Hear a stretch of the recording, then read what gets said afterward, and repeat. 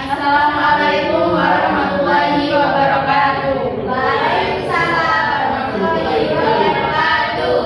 Di sini kami dari kelompok 3 akan memberikan edukasi mengenai pentingnya ASI dan empati pada pencegahan marasmus.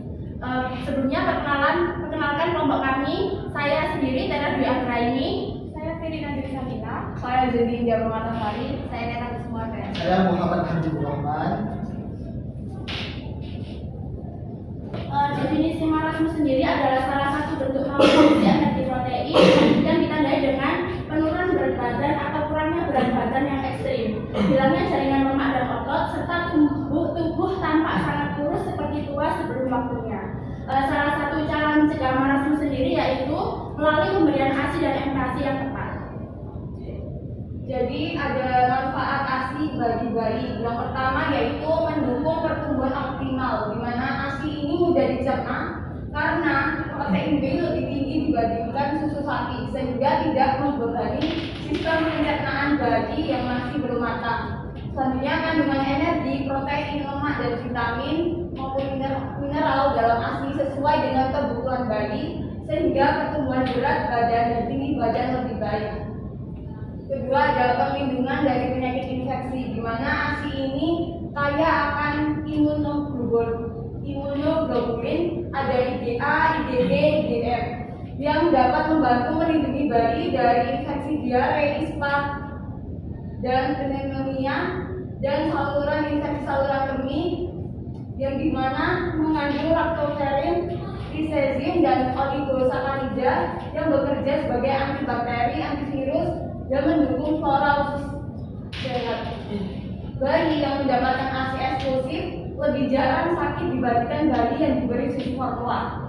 Dan yang ketiga terdapat mendukung perkembangan kognitif dan emosional, di mana ASI ini mengandung GHA dan kolin yang penting untuk kecerdasan otak. Hubungan emosional atau bonding antara ibu dan bayi terbentuk kuat saat menyusui, memberikan rasa aman dan nyaman. Bayi mendapatkan ASI lebih jarang mengalami masalah perilaku dan memiliki skor kecerdasan sedikit lebih tinggi pada usia sekolah. Di sini ada tata laksana mengenai pemberian ASI dan empati. Yang pertama itu adalah pemberian ASI eksklusif, yaitu ketika anak masih umur 0 sampai 6 bulan. Di sini itu penting karena ini masa keemasan anak.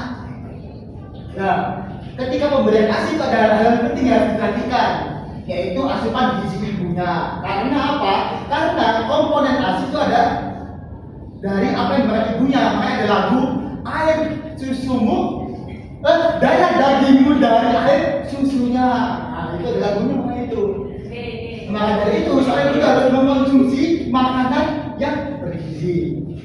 Selanjutnya ketika anak itu berumur 6 sampai 12 bulan, itu pemberian MPASI. Nah, ketika masuk ke usia 6 bulan, anak itu harus disape, bisa jawabnya. Diberi makanan halus pelan-pelan selama 1 bulan. Setelah masuk usia 7 bulan sampai 9 bulan, anak itu dikasih makanan yang dicicak halus, yang bervariasi, jangan dikasih mie.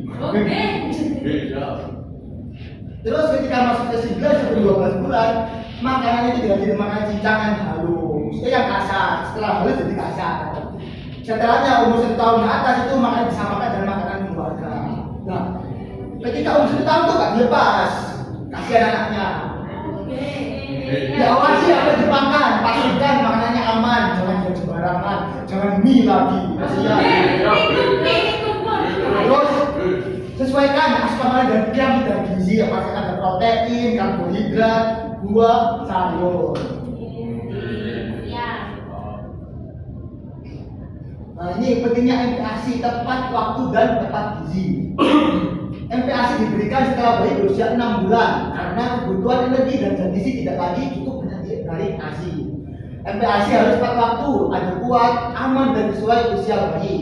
Kandungan MPASI meliputi karbohidrat seperti nasi, kentang, ubi sebagai sumber energi. Terus ada protein hewani dari ikan, daging, telur, dan ayam.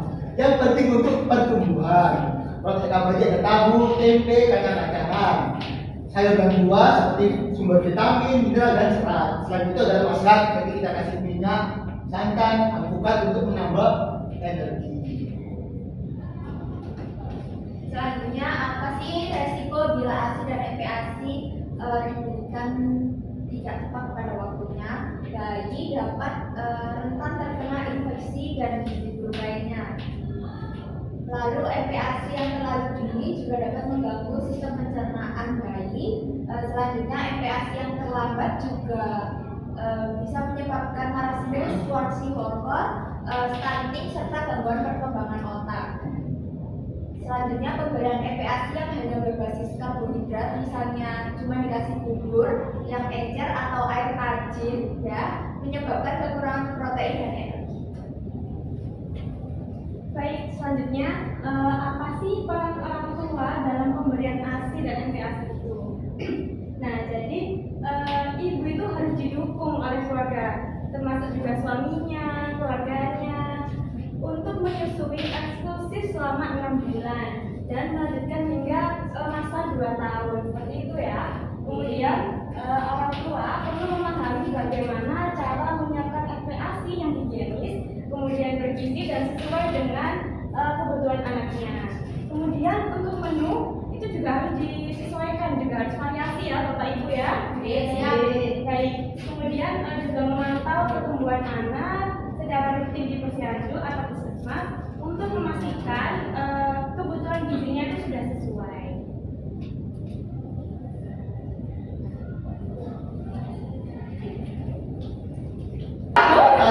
Sekian dari kelompok kami. Nah, sebelum kami tutup nih ada jargon dari kami nih.